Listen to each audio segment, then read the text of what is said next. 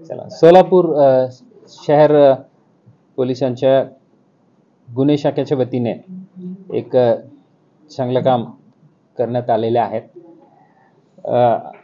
Crime ब्रांचच्या constable Shri Bharat Patil यांना मिळाल्या गोपनीय माहितीनुसार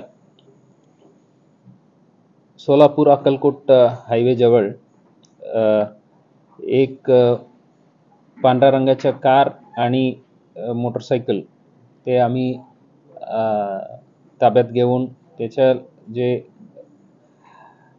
कारमधील इसम सचिन सिद्धाराम झगलगंटे वय 38 राहणार कुंभारी आणि मोटरसायकलवरील इसम फरहान अखिल शेख वय 19 राहणार नवीन विडी घरकुल सोलापूर यांच्या ताब्यातून 2 देशी पिस्टल आणि एकाकडे 2 जिवंत काडतूस आणि दुसरीकडे 8 जिवंत काडतूस असा एकूण 10 जिवंत काडतूस जप्त करण्यात आलेले आहेत. यांच्या विरुद्ध MIDC पोलीस स्टेशनमध्ये भारतीय हत्यार कायदा कलम 325 आणि महाराष्ट्र पोलीस अधिनियम कलम 135 अन्वये गुन्हे दाखल करून हे दोन्ही आरोपींना आज आम्ही कोर्टात हजर करून 1 दिवसाच्या पोलीस कस्टडी मिळालेल्या आहेत. यांच्यासोबत एक तिसरी आरोपी होतं, ते आता फरार आहे.